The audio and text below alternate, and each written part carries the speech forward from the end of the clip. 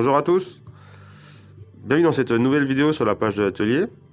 Cette vidéo est la suite de la précédente que j'ai publiée, où je vous parlais de la mise à l'heure en marche avant, en marche arrière, ce qui était possible, pas possible.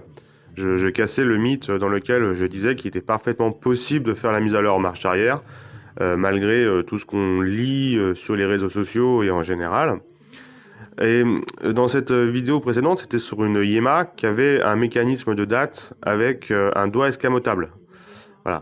Donc c'était une technologie assez récente. Et là, je vais vous présenter par l'intermédiaire de cette Rolex, équipée d'un mouvement 12-25, qui est équipée d'une date qui n'a pas de date rapide. Donc on peut voir, premier cran on remonte, deuxième cran mise à l'heure. Par contre, celle-ci n'a pas de doigt escamotable sur la roue entraîneuse de date. Donc qu'est-ce qui se passe? On fait la mise à l'heure.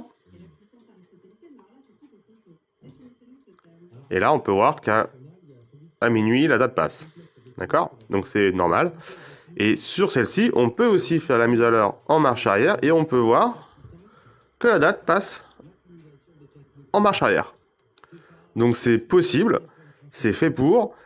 Comme il n'y a pas de date rapide, on peut, si on doit reculer, par exemple si la montre affiche le 5 et qu'actuellement nous sommes le 4, plutôt que de faire du 5 et 5, 6, 7, 8, 9, 10, donc en fait faire 25, 26 tours de cadran, x 2 parce qu'il faut 2 tours de cadran pour faire passer la date, on recule, et au lieu de faire...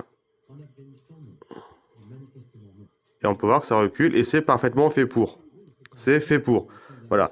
Donc tous ceux qui vous disent ou qui écrivent que c'est pas possible, que ça casse, que ça endommage, etc., vous pouvez leur dire que il se ferait mieux de gaspiller leur salive pour autre chose et que c'est parfaitement fait pour. C'est pas ces histoires de zone de la mort ou je sais pas quoi, tout ce qu'on entend. C'est totalement faux. On peut parfaitement, la preuve en est, faire la mise à l'heure en marche arrière. Raison de plus sur un mécanisme avec une roue entraîneuse de date sans doigt qui débraye. On peut, et dans ce cas-là, la date se fait en marche arrière, la date recule et c'est parfaitement possible. Ça ne casse rien, ça n'endommage rien. Voilà. Voilà, donc j'espère que cette petite vidéo vous aura plu.